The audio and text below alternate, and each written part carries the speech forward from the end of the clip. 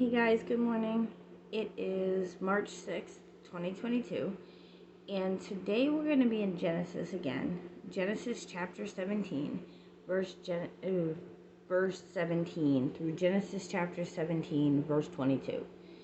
And this is really important. And I'm not saying that every verse is not important in the Bible, it is.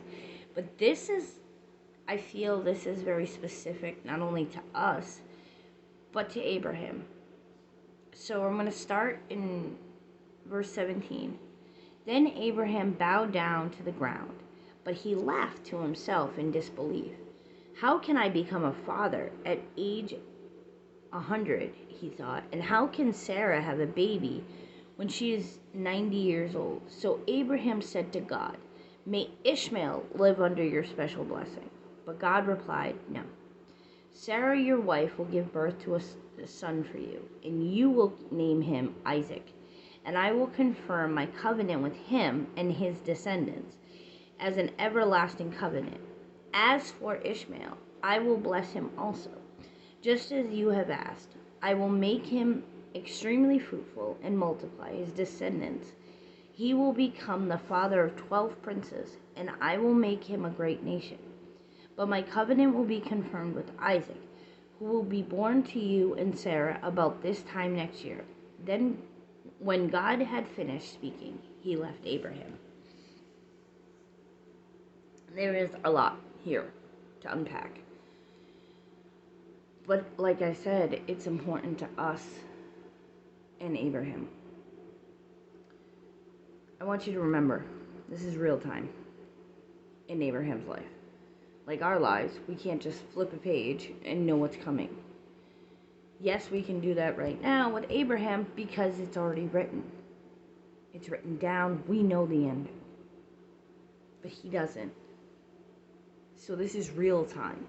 And Abraham is being told by God, at 100 years old, he is going to become a father.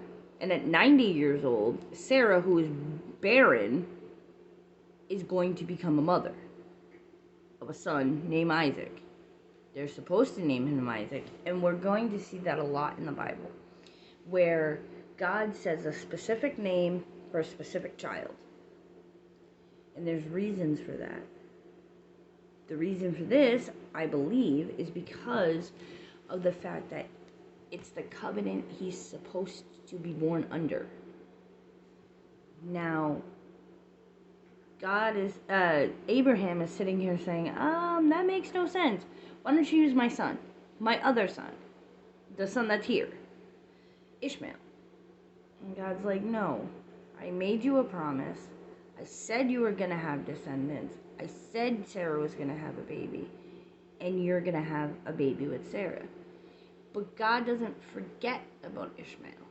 God doesn't sit there and say, well, Ishmael was a mistake, so let's ignore him, and let's give only Isaac blessings. That's not what God does here.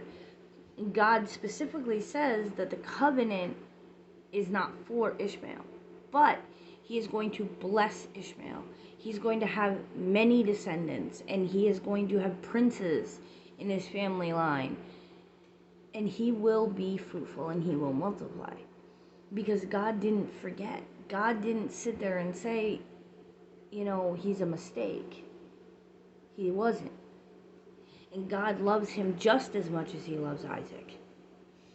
But God has specific plans for Isaac and Ishmael. Just like God has specific plans for you and me. People may say, we're a mistake. People may say, we're not worth it. God would never say that. God loves us and has specific plans for us. And it may not be the plan we want, or it may not be the plan that makes sense to us, but it makes perfect sense to God.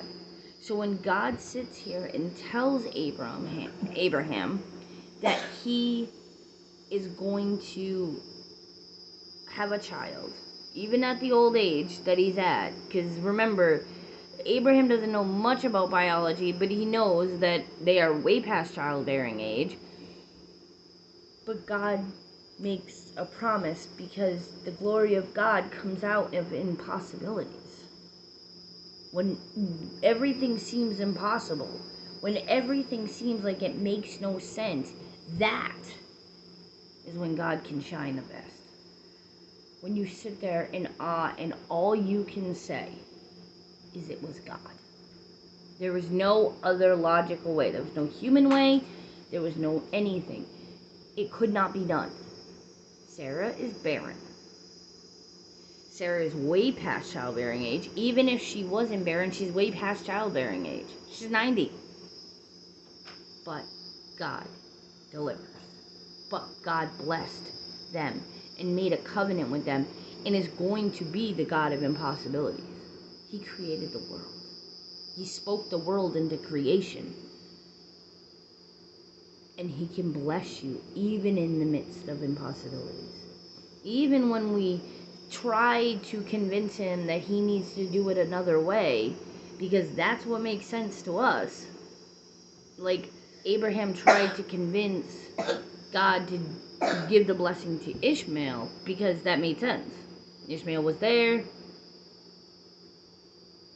Isaac wasn't. Sarah was not pregnant. But God makes a specific promise. He says, this time next year, Sarah's going to give you a child. And you're going to name him Isaac. This is another step where Abraham has to obey God and name him what he's supposed to name him. So here's my challenge to you. What seems impossible? What seems like there's no way you could have what God is promising you? And how can you trust in him that he will deliver? Because when we give him the glory, when he shows up in ways that we sit there and go, what? How did that happen? We can only say the statement, it was God.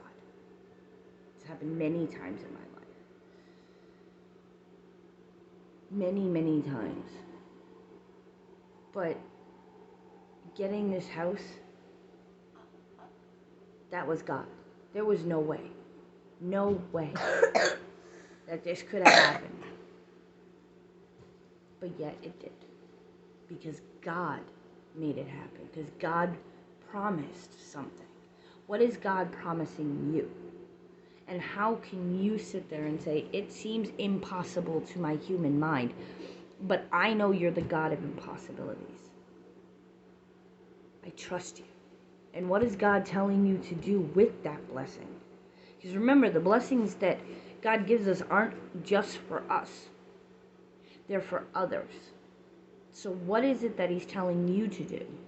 Like he told Abraham to name his son Isaac. It's very specific. What is he telling you to do that's very specific? I hope today you see Jesus in all you do. And I hope you see God's promise all around you. And I will talk to you guys tomorrow.